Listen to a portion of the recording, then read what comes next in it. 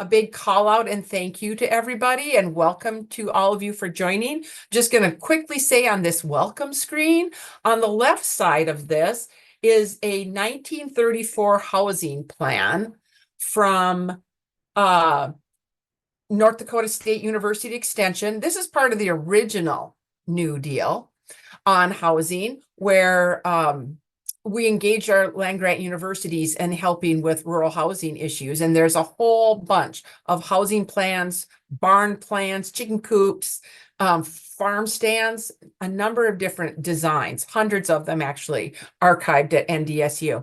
But what we're talking about today is what does housing look like and what is the role for our University of Minnesota in 2024 and beyond. And so one of the things we'll be talking about even briefly today is a project called Green New Deal Housing, which was supported by the Northeast RSDP. I just wanted to point out that we have nearly 100-year history with a New Deal, both first and new. And so looking forward to having time to just look at some things that our land-grant university is doing with housing. And with that, I'm going to stop sharing my screen and I'm going to turn it over to our first presenter. So welcome Ben Winchester. Ben is with Extension Community Development and also had a long-term role with RSDP, where he played a leadership role in our then West Central and the transition to a Southwest board. So welcome and thank you, Ben. Take it away. Great. Hi, everybody. It's certainly my pleasure to be here. Ben Winchester. I'm a rural sociologist with the University of Minnesota Extension Center. That rolls right off the tongue. Department of Community Development. We've got a long way to go and a short time to get there. So I'm going to get right to sharing my screen here. I'm a rural sociologist, but I'm a data geek. I love data. I love data and the stories it tells us because on one hand, you'll see the rural narrative. A lot of the work I do is around the premise that we're not dying. Because if you believe rural communities are dying, why would anyone ever invest in them? And I would, and just so you know, the number one counter to a narrative around rural is dying is then if rural is truly dying, why can't I find a home to buy? Like, doesn't that not make any sense? We are severely limited and have had a housing shortage for easily 15 years now. So this housing shortage is relatively new in our more urban areas, but we've had this for a long time now.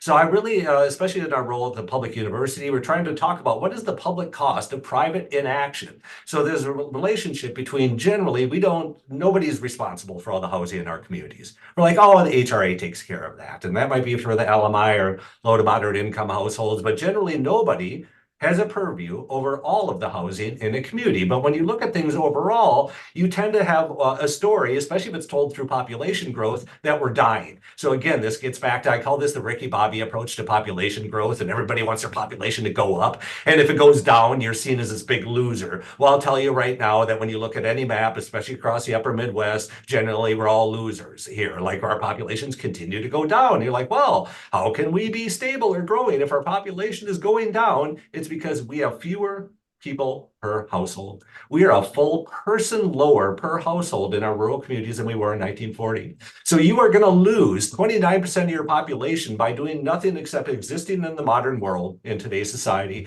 So if you have 100 homes in your small town in 1940, you're going to have 360 people there. But today, you're just going to have 260. And that's not because everybody is moving out. It's an artifact of our demographic destiny. So more importantly, today, we have households in our rural communities that have older people, right? 1 and 2 person households. 58% of older adults haven't moved in the past 20 years. So really, when we look at some of this data, what happens in a more common situation today, our state demographer, we call this the slow trickle. It's a slow trickle of death. And it is when you have 1 or 2 people in the household and their surviving spouse stays in that house after their partner passes away. Well, what happened then? Your population just went down by 1, but your occupied households are still the same, right? Your homes are still filled. And why is that? It's because people are generally not moving out. And we're going to talk about the implications of this. So really, this workforce housing shortage that we've got is not a workforce. It's not even a workforce shortage. It's purely a housing shortage. And even when you look around the state today and you hear about the labor shortage, and you're like, oh my gosh, we have all these jobs everywhere and nobody is applying for them. Obviously, these people are lazy and entitled or paid to stay home.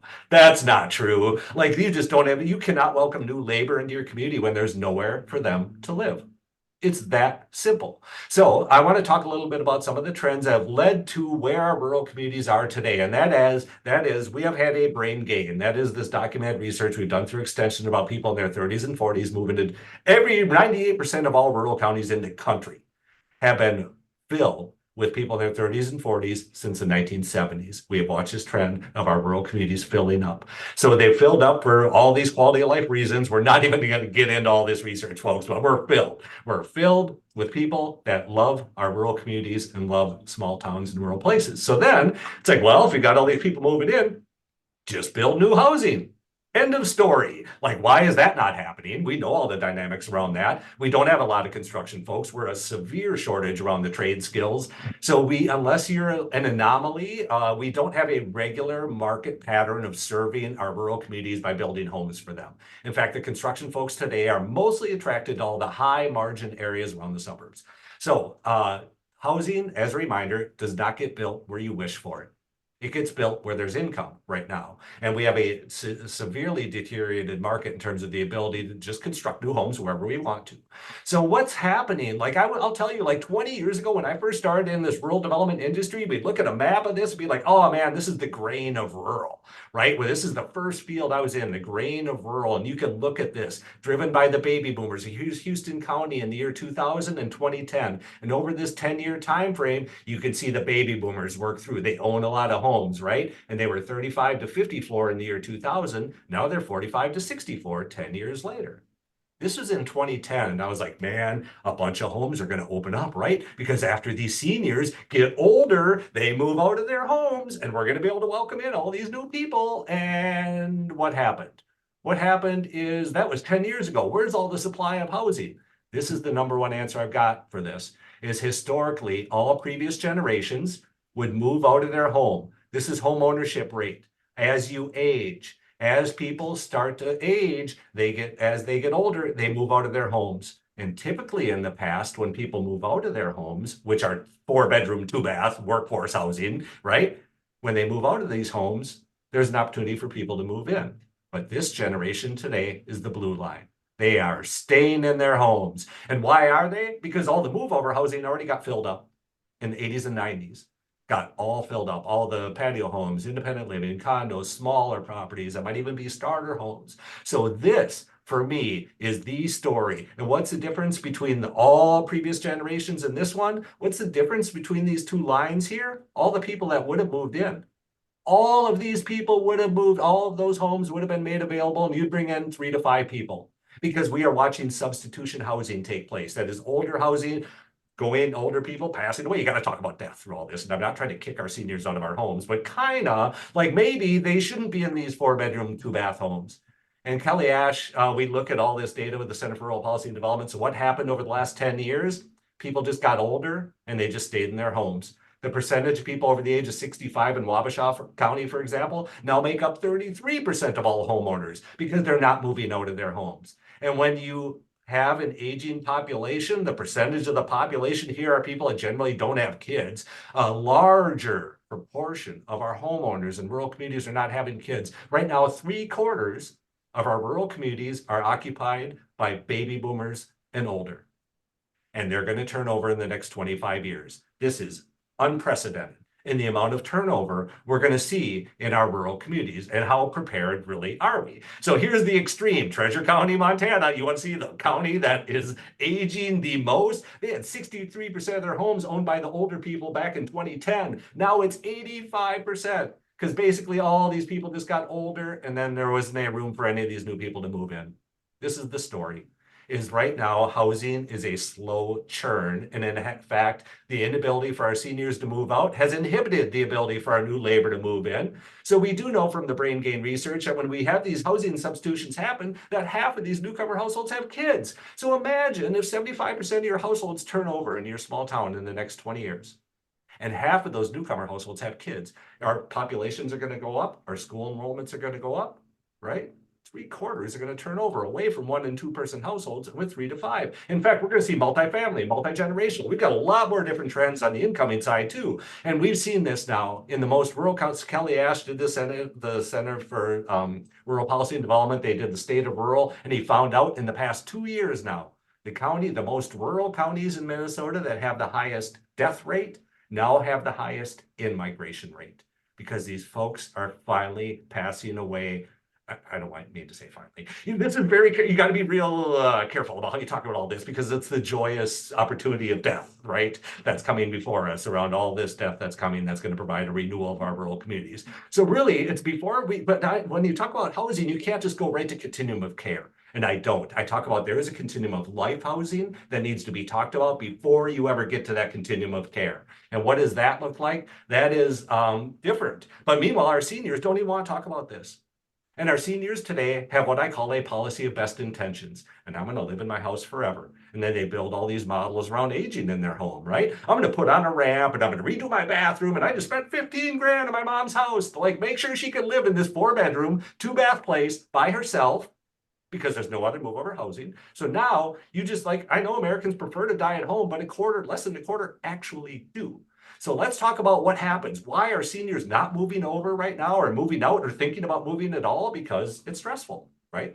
Fear of the unknown, there's anxiety over leaving the community, you've got ties to that home and fear of the unknown. But I'll tell you that our age and play strategies are actually encouraging everybody to stay there too, right? I'm going to bring people meals and make sure they get their medications. And I'm usually so supportive, but here it's maybe we should make it harder for maybe for our seniors to stay in their homes because then they're not I'll just stay in my 4-bedroom, 2-bath place, right? So I would remind you, age in place should not mean age in my house. When we did a housing survey in Hancock, people want to stay in town.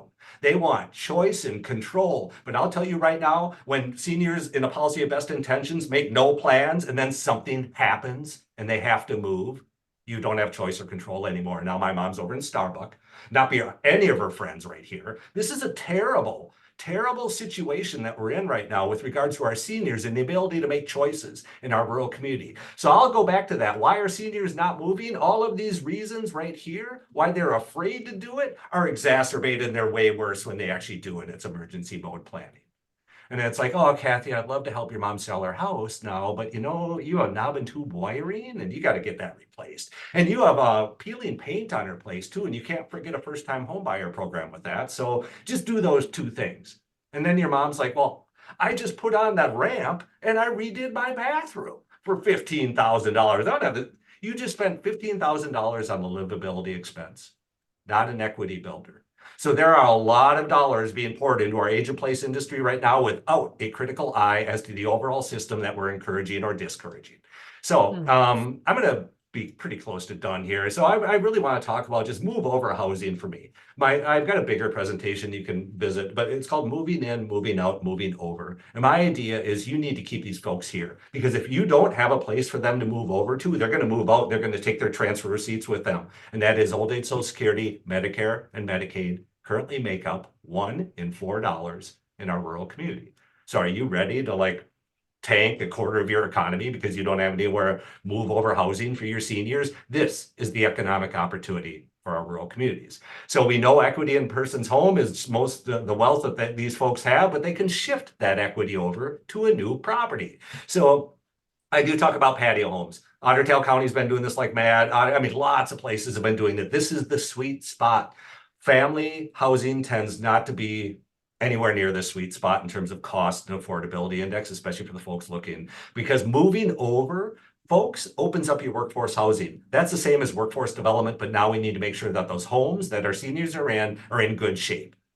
And those seniors might actually be low income and eligible for home weatherization programs. And then the incoming family is not because they're right above the income level. Now you're going to tell the incoming family to pay for insulation and a roof when you could have had the person who's in there now take care of that home today.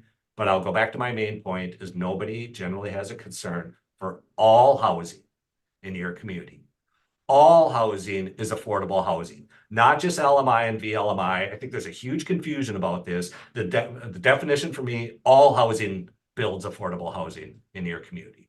So really our senior service economy, you're only going to become more ingrained on your main street with the services that seniors need if you have move over housing.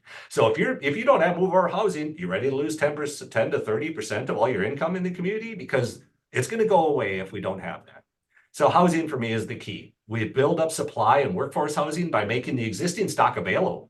But households in the future are going to look different. And like we talk about zoning and stuff, restrictions, they tend not to be real heavyweights in our smallest towns. It tends not to mean a lot. We actually have lots ready to do things and things. So, but our households are going to look different. So just ensure you've got zoning that's friendly around multi-generational, multi-family, all this non-nuclear stuff, folks. Not a nuclear household. Like when I'm with my wife and kids and by my house, but in my house by myself, that's so 1950s. That's so nuclear household. We are returning to multi-generational families in this country. So a house is not just a private asset, it's a community good.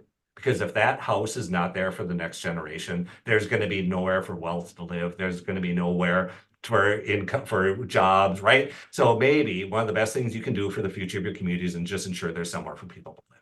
So with that, I just want to appreciate the opportunity to, share this message with you. If you need to know any citations upon this, but I'll share this PowerPoint too, and we'll get that sent out to you. So Kathy, really thanks for the opportunity here. And thanks to you all for your interest in serving small towns. Thanks. Wow, Ben. That is impressive. You were right on time, and thank you. And we've had some really fabulous questions come in. And we are going to hold those questions, but what I think we should do is continue with our presentations, and we will save and get to these questions because we've had some good questions come in about equity lens and other issues. So thank you. And what I'd like to do now is introduce Andy Sutton. She's going to talk about a project that was in Andy is our Southeast RSDP Executive Director. We thank her for serving that region of the state. And this is an interesting project that came in through RSDP and received a one of our small collaborative community grants. And then we also brought in our Clean Energy Resource Team seed grant.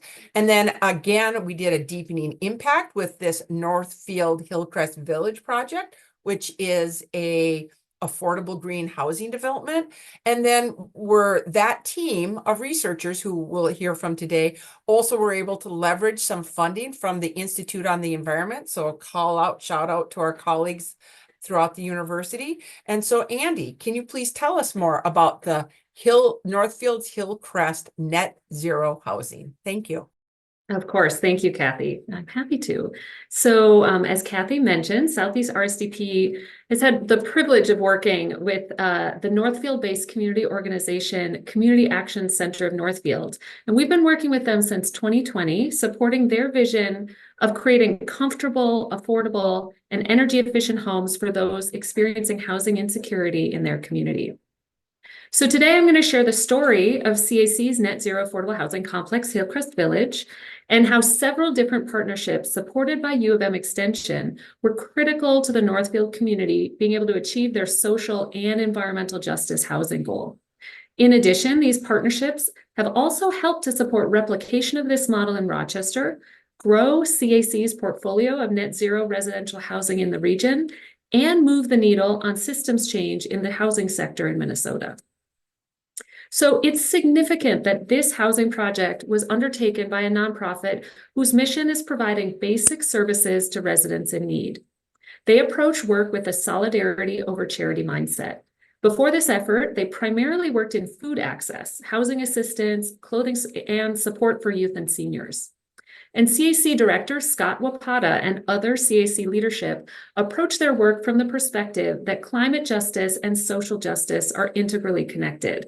This vision led them to focus on Hillcrest Village, a project that could help address homelessness, affordable housing, and environmental challenges, and help the city of Northfield meet its sustainability goals.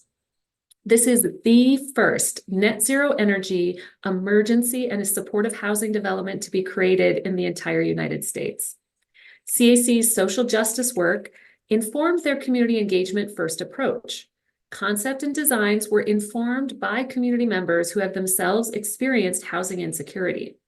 CAC hosted gatherings with community members across Northfield in dialogue and listening sessions to share their vision and gather input from neighbors and future occupants. And final design homes are exceeding energy efficiency goals for which they were designed, with cost savings to both residents and to CAC, who are property managers. Total utilities cost to residents is just $20 a month. Southeast RSDP supported a partnership with the U of M School of Design's Center for Sustainable Building Research, bringing in Dan Handine and Rolf Jacobson, and you'll get to hear from Dan a little bit later today.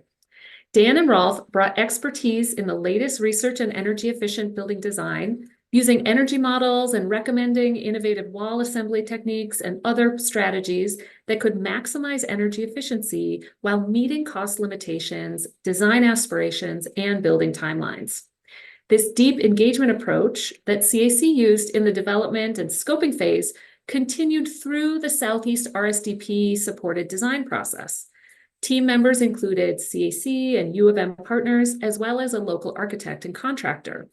And since there was no previous model for a development of this kind, they hashed it out in real time, everything from corner wall angles to building material selection and even to washer dryer choices. And conversations were actually pretty tense sometimes. The contractor, for example, would often push back on proposed techniques, claiming cost challenges and labor information challenges. Yet really, it was the team-based approach that was key to moving from design to reality. Iterating the work side by side, they were able to move from final design all the way to full occupancy by 2023. And CAC is seeing energy and affordability goals play out in real time. The somewhat larger upfront costs for materials or labor and construction are really are alongside the energy savings that is exceeding expectations and estimations. So Hillcrest Village is affordable because it's sustainable. It has lower and more stable operating and utility costs, as I've mentioned. It has more comfortable spaces, better indoor air quality and improved occupant health, higher quality construction, and significant carbon reductions. It's really a model of social justice and environmental equity. And the project has been recognized nationally. Scott at CAC fields inquiries weekly from communities across the country who are interested in building similar homes. Just this month, he talked with communities in Minnesota, Louisiana, Mississippi, Missouri, and more. And thanks to the recommendation of U of M alum Chris Danner, who became familiar with CAC's Hillcrest Village through his role as a board member of Southeast RSDP, Chris recommended CAC for a prize from the Minnesota Climate Adaptation Partnership. And in 2024, they won the Environmental Equity Award for the Climate Adaptation Awards. So I want to emphasize the critical role that partnership with U of M and U of M Extension and other programs across campus has been to the realization of this project. The success of Hillcrest has led CAC to grow their portfolio of sustainable, affordable housing units exponentially since 2020. But CAC doesn't have anyone on staff who has any expertise in housing. And this is one of the many reasons that the U of M partnership has been so absolutely critical. CAC's director, Scott Wapata, has shared with me that the project might not have been able to achieve, certainly not to the energy efficiency and affordability standards that they met, without RSDP support that enabled this collaboration with the Center for Sustainable Building Research. And since then, the effort has received even more U of M support, which Kathy alluded to and which I'll cover a little bit later. So this year, Southeast RSDP has been working with CAC and the Center for Sustainable Building Research to work to see if this model is replicable for the city of Rochester. Their collaborators are the Rochester Area Foundation and the organization here, First Homes. And their partners also include a local contractor. They've been meeting weekly or monthly to develop designs, models, and plans for 5 energy efficient homes in the Hillcrest model. And among the tech transfer involved in this work is also information sharing on community engagement techniques to support neighborhood buy-in for future units. And our Rochester teammates are really interested in sharing these designs once they are completed and sharing these strategies with others across the city to see if further replication is possible after the units are built. In 2023, Southeast RSDP also initiated a discussion with CAC and CSBR team members about another funding opportunity through the U of M, specifically through the Institute on the Environment's Impact Goals grant. Now, this is a grant that provides $200,000 over 2 years for university community collaborative research in the sustainability sector. And what emerged was a proposal that sought to gather data that could advance the housing sector toward more comprehensive adoption of energy efficient processes. And among the inspirations for this research trajectory was early work that was enabled by a Southeast Clean Energy Resource Teams grant in 2022. And one really interesting data point emerged from that CERTs grant opportunity that I wanted to share. CAC learned through this research that residents, when they were interviewed, were sharing that these net zero homes were very quiet. The thick walls are energy efficient, but they're also sound dampening. And this is important for two reasons. So the homes are built near a highway, and highways are traditionally loud, which makes these plots of land less desirable for market rate housing and therefore sometimes more available for low-income housing construction. And some of the residents of Hillcrest have experienced trauma in their past, and so they're sensitive to noise. And in the resident interviews, they expressed appreciation for how quiet the homes are because of that experience of difficulty with noise because of their past experience with trauma. And so this was a discovery that really reinforced how achieving environmental goals can also really serve deeper social justice ones as well. And again, I just want to emphasize the transformative role that Extension has played in the creation, replication, and recognition of this innovative net zero affordable housing development in Southeast Minnesota. The influence of the University of Minnesota really cannot be overstated. So thank you. Thank you for your interest and your time. You can learn a bunch more about Hillcrest Village via these links here on the slide. And also feel free to reach out to me anytime, and I'd be happy to talk more about this great work. So I'll now pass it on to our next presenters. All right. Thank you very much, Andy. And as you heard, Andy mentioned a number of times about our collaborators within the University of Minnesota. A big call out to the Center for Sustainable Building Research, which has been a long-term partner working with RSDP around the state in most corners of the state for many years, almost, I would say, since our inception. So I'm going to turn it over to Professor Richard Graves, who is in the College of Design and is an architect and the lead of the Center for Sustainable Building Research, and our colleague Dan Handeen, who works with us all the time, including a big portfolio of deep winter greenhouse work, as well as the work that you're going to be hearing about today. Dan is a research fellow in the Center for Sustainable Building Research. So with that, Dan and Richard, I turn it over to you. Great, thanks, Kathy. And so we'll get started. And Dan, let's see if we can do this in 10 minutes, and it'll get Okay. All right. That'll kind of keep us on schedule and save time at the end for questions. So if you go to the next slide.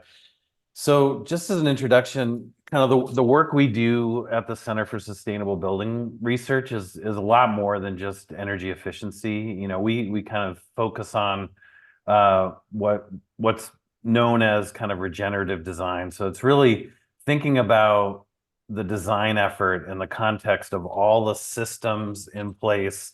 And in this case, you know, how does housing in greater Minnesota fit into an overall context of creating the social foundations for a place? You know, things like housing, and how does it, you know, as Ben was talking about, how is housing interconnected with creating jobs, having places for people to get an education, providing food, water, and all the resources to make life successful.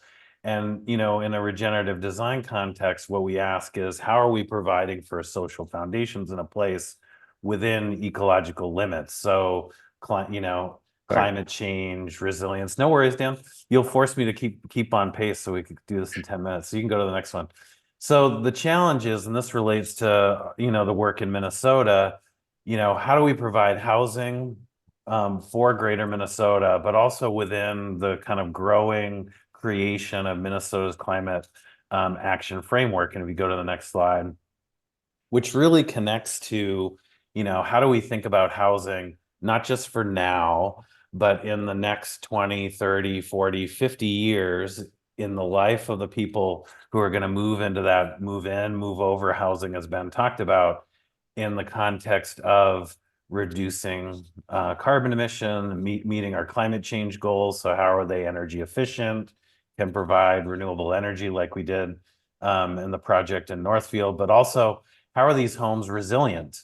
How can we make sure people can stay in their homes if there's some kind of disruption from a storm, from some other event? And how do we do all that while making equitable access to these homes so people can afford them in whatever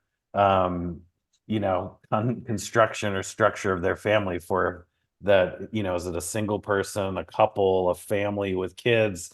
How do these homes and how do we have housing solutions that can be adaptable to the range of structures of families that are going to be within them?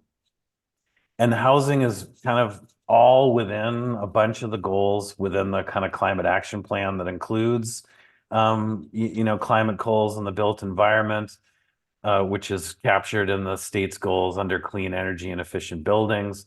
But it's also within the resilient communities goals. Climate smart communities are the foundation of those, are having homes that are resilient and adaptable so people can kind of stay there over the course of the kind of long life of these buildings and people's lives. So next slide. And we do a lot of design work at the center on kind of housing prototypes and how do we integrate all of these things, including, prototypes where, this is my own home that's a net zero home with a battery so it can work if the power's off and all these other things, and also designed in such a way that it can be adaptable for different types of families that can move in there. And so the next slide, Dan. So we've been working on kind of housing at the Center for Sustainable Building Research for a long time as part of an overall context of housing work that's gone on within the College of Design that thinks about many, many aspects of housing, with our focus kind of primarily on the intersection of affordability, sustainability, and resilience. But I think, and I'll transition and hand this over to Dan, the important thing that we learn project from project is really it's not just about the design and having a design for a house. Typically, the barrier of success is not just with the design, but do you have the array of people as part of a project team to make it be successful? Can they have project management? Can you figure out the financing? Can you figure out all the other things sort of wrapped around the sustainable and resilient housing prototype that we're designing? That usually is the easier thing to figure out as part of a housing system, rather than all the other things that are kind of wrapped around it so it gets successfully integrated into the community. And I might expand on that a little bit in the coming slides here, but really what I would like to emphasize about our approach is that we're trying to, be sustainable in all aspects of this, right? So it's easy to just focus on the technical things about, how much water we're saving or how much energy we're saving, but really we're trying to see how this folds into equity issues and longevity and durability of our structures. Noting here that our partnership with Cold Climate Housing, that's a program that's being phased out now with the retirement of Pat Hillman. The CDES housing department that was shuttered about 3 years ago. I don't know, Becky, I noticed Becky was on the call. Maybe she can point things out. But basically what this is alluding to is that there's a lot of work that seems like there's an increasing demand for this type of information, and at the university might be I guess we've got a lot of demand right now on what we're able to provide. Also want to point out our design process. As Andy alluded to, the success of this really relies on being able to partner with folks in the community and the stakeholders, and also other experts as well. Like, we're not afraid to bring in other people who know what they're doing and know what they're talking about. And I'd also like to point out really folding in all of these concerns, but also looking to the future with an idea for how climate change is going to affect the durability and performance of our buildings. A lot of the assumptions that we've had around, Minnesota, we have cold winters and, hot, humid summers, and they're within a, relatively predictable range of conditions. That's changing really rapidly, and that is going to inevitably affect the moisture resistance and durability of our structures. So trying to pay attention to that. So I'm going to delve a little bit deeper into the projects that Andy introduced. This is a photo of the Hillcrest development down in Northfield. Wanted to emphasize that this really had multiple goals.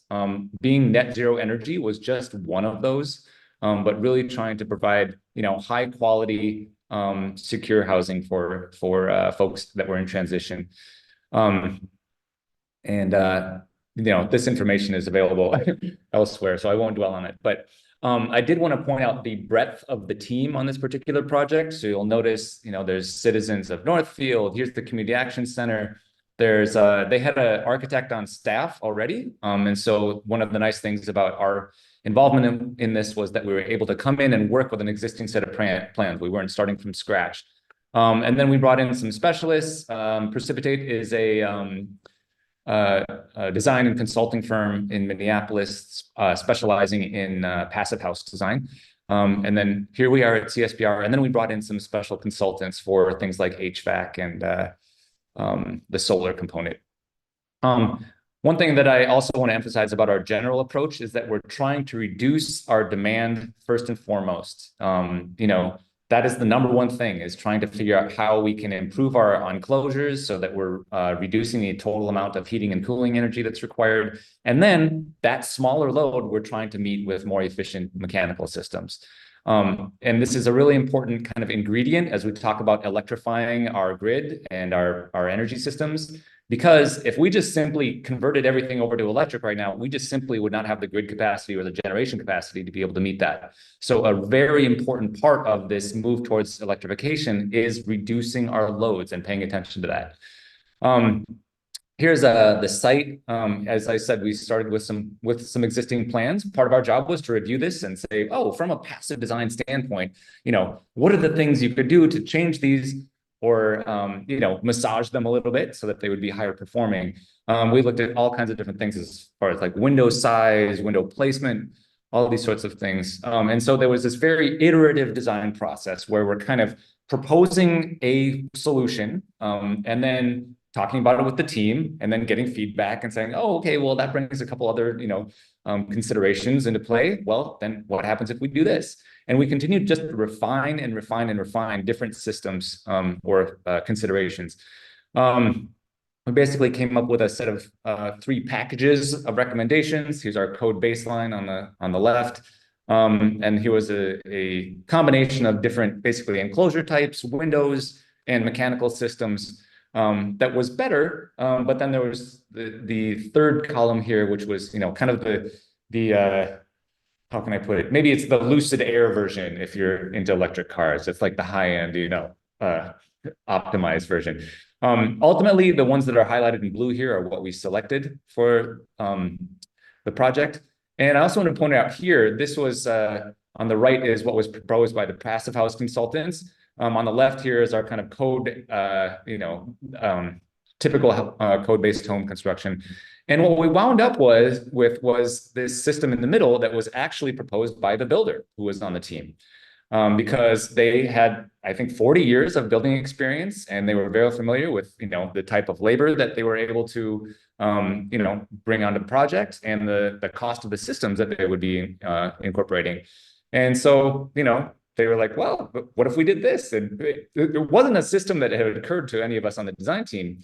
But we went through, did moisture modeling and checked out, and that's what went ahead. We went through all kinds of different technical analyses to figure out all of the different performance characteristics that are so important in an airtight and energy efficient enclosure. We did look at geothermal, but for this particular one, because we had, basically standalone buildings, it would not have made financial sense. And so because the efficiency of air source heat pumps is so high now, we recommended that. And the total cost for these 17 units was $5.25 million, which represents about 7 to 8% above just a code basis, right? Just simply building a code-based home. As Andy said, we are trying to expand this project. We're currently working in the city of Rochester, doing a similar process. We're about, I'd say about halfway through. We've got a number of sites in a development on the east side of town. We're working with the builder to go through actual cost estimations, right? So these are estimates that the builder has prepared, including all the different materials, anticipated labor to install those materials, because obviously some of the more, as building scientists, we're like, well, you just need to do this. And, it may be a more complex assembly to install. Thus, it comes with cost implications, right? And so we're really trying to figure out that sweet spot between high performance, moisture durability, and cost feasibility. We also have a set of plans that we're working from for this particular project. I will say these are maybe architecturally not interesting, but we did have to meet the kind of character of the neighborhood. And so this is what we had to start with. And so we've gone through and looked at basically anticipated energy loads for each of the buildings and the solar generation potential for each of them. And while it has become apparent that we're not going to be able to be net zero energy for each of the units, the thing was like, well, okay, what if we looked at this as a larger kind of a site-based calculation, essentially? And so instead of just looking at each of the units, here's the generation potential of each of them up at the top row here. This is the usage down below, and this is basically code baseline and improving enclosure and mechanicals down here. But if we take it on a site basis, while not all of them are going to be net zero, if we go to even kind of the middle recommendations for energy improvement, we're still at about 13% net positive energy generation. So basically getting paid back on a site basis across these 5 units. How do we scale up? Andy also introduced this project. This is the Full Circle project. This really is just trying to point out that there's demand and maybe some misunderstanding and miscommunication in this kind of push to try and have more supportive energy, net zero energy housing. But there's this kind of missing component here that we're trying to fill, that being, how do we bring that feedback back to all of the different parties that are involved in design, right? So that's currently what we're doing, including the Hillcrest project, and then a number 5 other high efficiency passive house designed residential projects around the state.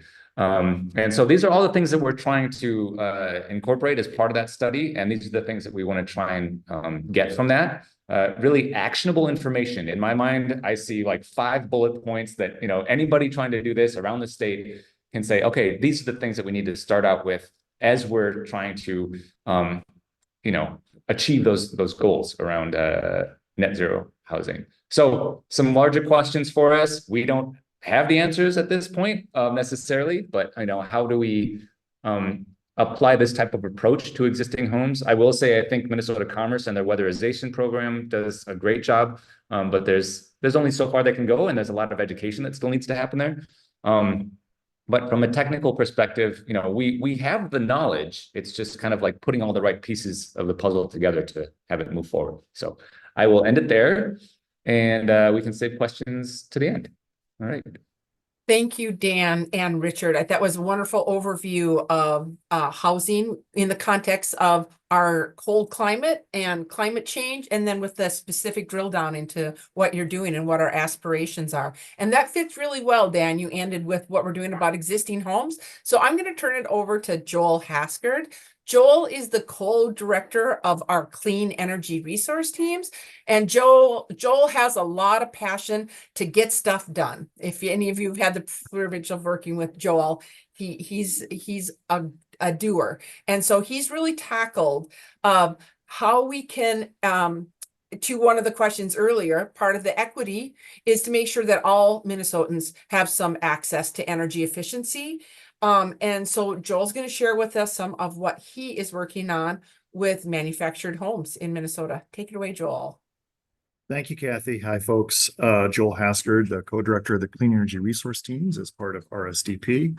I'll set the stage by saying there's anywhere between 80,000 to about 60,000 manufactured homes or trailer homes in Minnesota, depending on who's counting and giving you the information. The median income for these homes is about $35,000 a year. So this is naturally occurring affordable housing.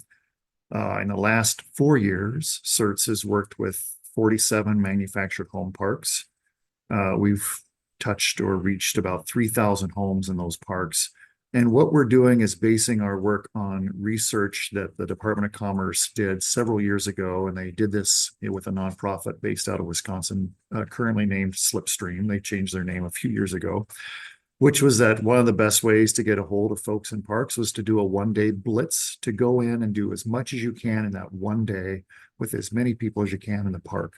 So we work with the park residents and the managers, and we typically provide conservation kits, which have things like low flow shower heads, faucet aerators, LED light bulbs, pipe wrap, maybe some window cling, sometimes some smart appliance, some smart strips for the appliances, power strips. We work to get them energy assistance and weatherization service information, and we have those translated in English, Hmong, Somali, and Spanish. When we can, we get the Red Cross to come out with us and install smoke detectors. Fantastic organization in Southeast Minnesota, Growing Up Healthy. They've done a lot of work on properly installing heat tape underneath. If you can imagine, underneath the belly of a trailer home, there's some exposed water pipes that can freeze in a Minnesota winter. And so this is what we're doing now, which in my feelings is we are the lowest rung of assistance because we would really like them to get much stronger and better assistance than just a conservation kit and our educational materials. Not that that's nothing, but how can we further work with these parks? And I think hearing some of the presentations today, you can see a lot of opportunities. There's a lot of empty pads in some of these trailer home parks, just waiting for homes to be put in there. And as I'm going to talk to you now in the next 2 or 3 minutes, there's a lot of homes out there that need to be, frankly, they need to be replaced. People are living in FEMA trailers that were not meant to be permanent housing. Some of these are pre-1977 homes, which have absolutely none of the specs that we would need for a modern living condition here in Minnesota. So I'm going to talk to you about an opportunity that we're all going to knock on wood and cross our fingers. Recently, I had the pleasure to work with the Department of Commerce and the Pollution Control Agency on an EPA climate pollution reduction grant. And so the state of Minnesota is trying for about $320 million. And they asked me to assist them in a small portion of that, a lowly $80 million. Joel, if you had $80 million to work with manufactured home parks across Minnesota, what would you do? How would we do it? And so I'll give you a little bit of what that proposal looks like. We're trying to reach about 6,000 homes. 4,000 of them would have what I was talking to you about earlier, which we're currently doing, those conservation kits, plus all that sort of deep education as best as possible. But we also have a budget in there to work with folks. A big chunk of that is capitalization of a revolving loan fund. So people in those parks have an ability to refinance homes, which currently is very difficult for them to do because of their income situation. We are going to try to replace 100 of those FEMA trailers and those 1977 or older homes with net zero or as close to net zero. Dan, as you so aptly said, it's hard to get to net zero, but as close to net zero as possible, 100 units. We are going to do weatherization, deep weatherization with 1,200 units. We hope to do solar, a megawatt of solar on a ton of homes at about 3 kilowatts a home with these little awnings, these little solar canopies, which we think would look really, which would work really well to just provide a little bit of shade and some awnings for trailer homes. It's very hard to put solar on the roof of a trailer home. They're not structurally made for that, but you can get an awning on them. And we also have the ability to do a whole bunch of work with air source heat pumps and with geothermal, talking to some of our folks in the geothermal world. So stay tuned. If we could do this project, it would be a game changer. It would be the apex of my career. I would be thrilled and delighted. More to come on that. We'll know in 2 or 3 months. But again, it's like, how can we go as deep as possible with these communities? Working with, we have 3 of our native nations, White Earth, Fond du Lac, and Leech Lake, all signed up to help with the training. And some of this work would obviously happen in those Native Nation communities. And we're really excited at this opportunity. Fingers crossed, we'll learn more in 2 months. That's what I've got on manufactured home parks. Thank you, Joel. And for all of you who are participating in this, when you log out of Zoom, you're going to get a pop-up to do a little survey. One of the questions is, do you have a manufactured home park in your community? If so, please put down the name of the community, and if you know it, the name of the manufactured home park. So what we're actually going to be able to take something actionable away from this. In other words, adding those communities to the list of places that could potentially receive the services that Joel talked about. So really, there's a real impact if you know of manufactured home parks in your community. Let us know and answer the survey questions, because we are really eager to hear how we can, if and how we should continue to coordinate around housing and what the University of Minnesota and our colleagues can offer. So with that, I'm going to turn it over to our last presenter. Tracy Chaplin is our outreach specialist for the Northeast RSDP. And she's going to be talking a little bit about some of the affordable housing issues. We're very happy to have Tracy on board with us with the regional partnerships. This is a relatively new role just this year for Tracy. So welcome, Tracy, and thank you for representing the Northeast RSDP. Take it away. Thanks, Kathy. Happy to be here with you all. So I'm going to share with you a few different projects here in the Northeast region that focus on both the need for affordable housing and the need for more green built, more sustainable housing, and the intersections that we're seeing in terms of why housing is becoming less available here, that has potentially a slightly different nuance than in some of the more urban areas of the state. So the first story I want to share with you is from Crystal Bay Township, which is up the North Shore, north of Silver Bay, south of Grand Marais, and encompasses the town of Finland, Minnesota. So this project serves those residents and businesses in a community of just over 600 people, many with Finnish heritage and a very strong cultural value around participation and community-driven projects in their community. So affordable housing has been an identified community need for the last 20 years. It was in the comp plan from 2003 when I was invited to support this project about a year ago. Finland has been designated as a low-income community with the median household income less than 80% than the median income in the overall state of Minnesota. So lack of housing for individuals and families is one of the major issues in the area. And that's largely driven by increasing prices, both for land and housing stock, and out-of-town affluent buyers looking for second homes and short-term rental investment properties.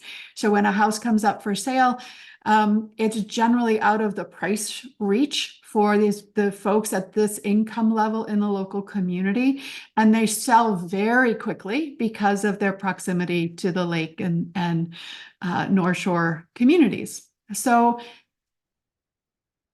the need and purpose of the Crystal Bay Township Housing Project, which started 2 years ago as a Northeast RSDP funded project and then became a deepening impact project, is to identify what are the housing needs in the community, and then kind of research and invent solutions to meet those needs, but in a way that reflects the character of Finland and the surrounding area.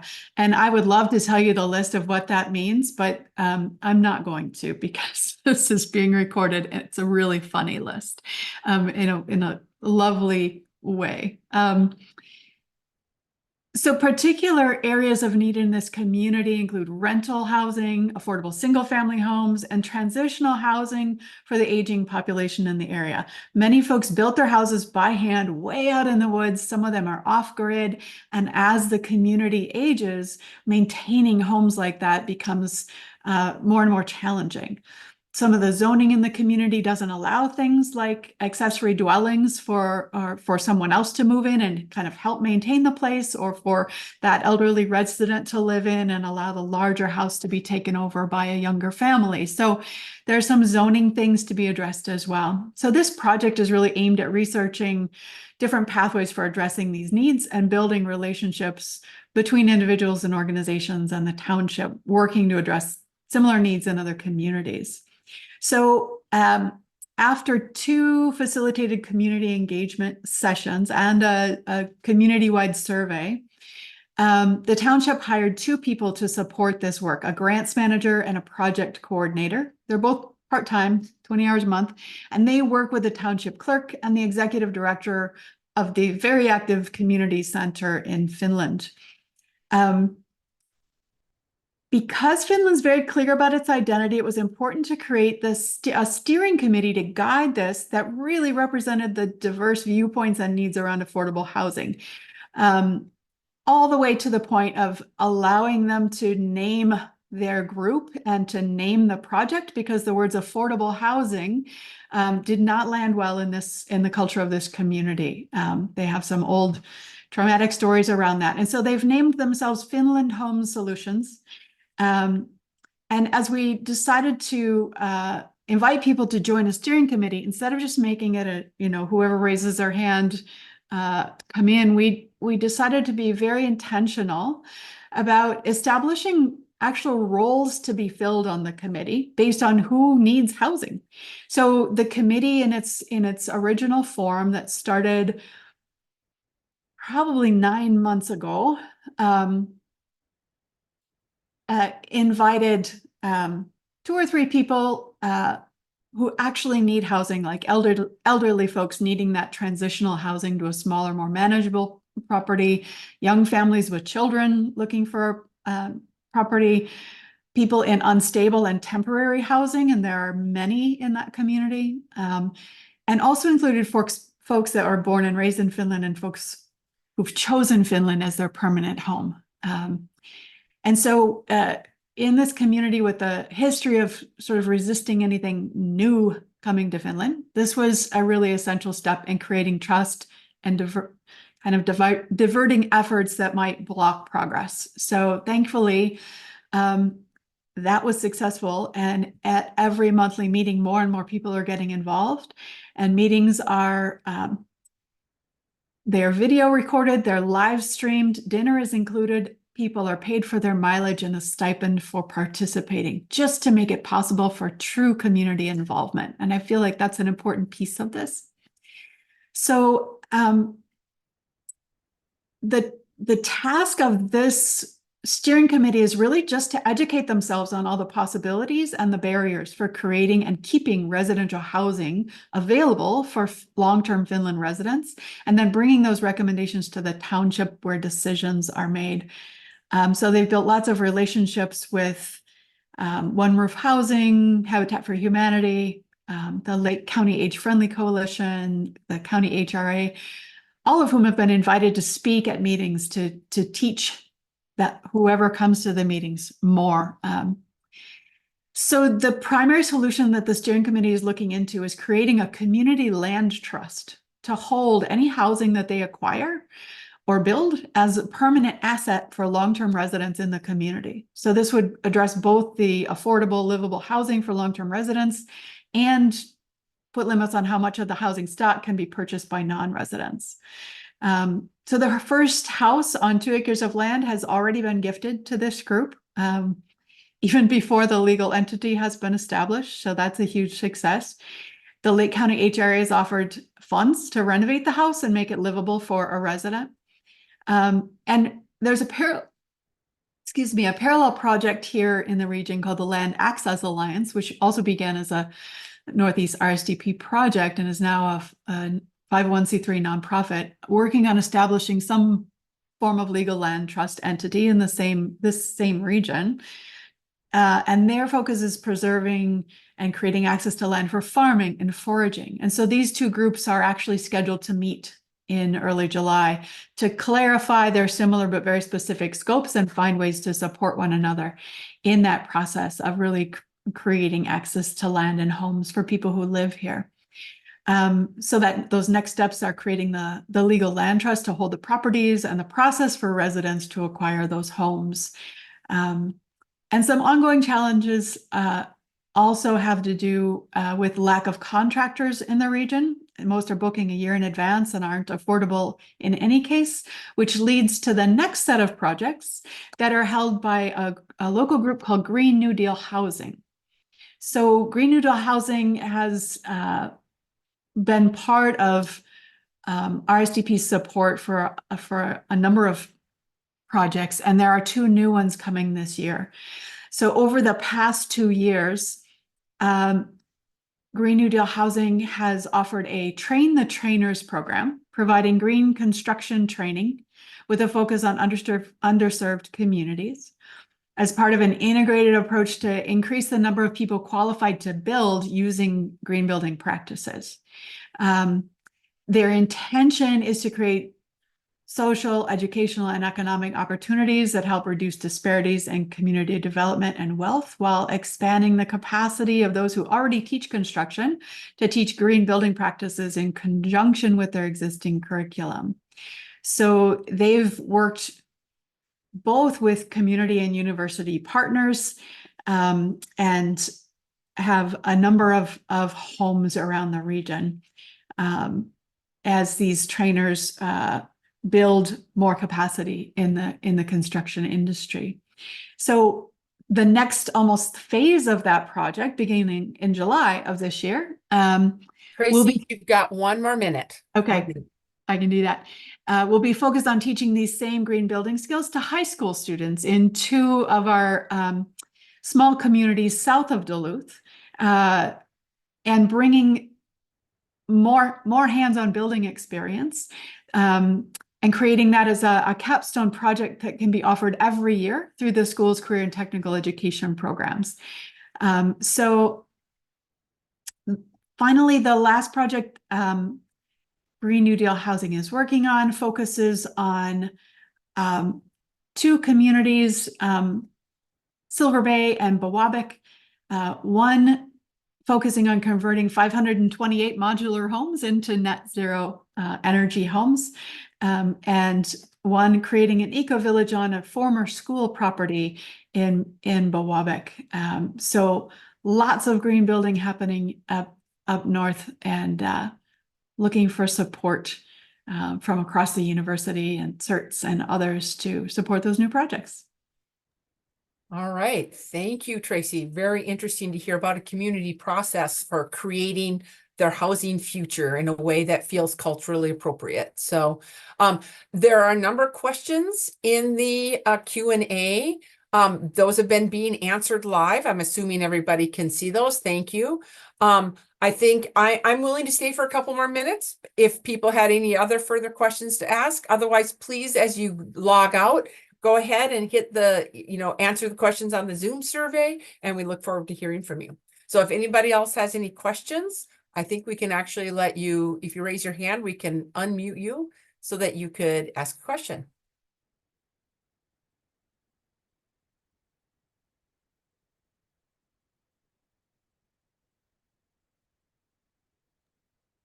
I'll jump in real quick and just say, Ben, there's one more question in there. It came up while you were speaking. It's where's the intersection of senior living and race? Outcomes are vastly different for Black and Indigenous elders. Anything that you can share with any of that in your experience? It was a broad question. I wasn't sure whether it was in their existing home or in like assisted living facilities, which I don't look at that data at all. I generally don't even look at senior outcomes like that. I generally just look at the top level view of you have all this housing that's going to turn over, and the housing churn is super slow right now. So literally, I mean, when it comes to race too in our small towns, like the lack of people of color in our small towns isn't always an outcome. It's an artifact of the inability for people to even move in when they want to. too. So, but there are differential health outcomes. There's actually a housing return on investment study group I'm in right now, which shows like maybe we should be spending public dollars to ensure people are in healthier housing because there are actually public cost or public benefits to that. We're spending $100,000 less when people have less asthma, when they have a high school graduation rate that's higher, when you have all of these outcomes down the road that are higher when people are in this type of housing, then you need to make the argument that there's a public expenditure that could potentially be made here. This is the struggle of all of us. How do we make the public argument that we could be expending funds on a private asset, which is typically how we view housing? This is my number one struggle. So I'm sorry I didn't have an answer for your question. It's just not in my purview of study.